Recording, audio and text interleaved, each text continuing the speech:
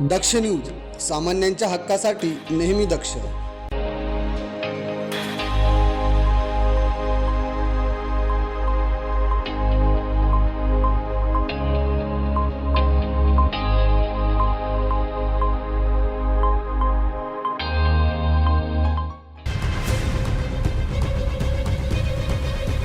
निफाड पिंपळगाव बसवंत येथील जंगम पेट्रोल पंपाजवळ सकाळच्या सुमारास गोरक्षकांनी एक आयशर टेम्पो पकडला. या टेम्पोमध्ये तब्बल 40 गाई कोंबून वाहतूक केली जात असल्याचं आढळून आलं.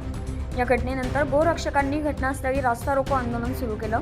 गेल्या 2 ते 3 तासांपासून आंदोलन सुरू असल्याने महामार्गावर मोठ्या प्रमाणात वाहतूक कोंडी झाली होती.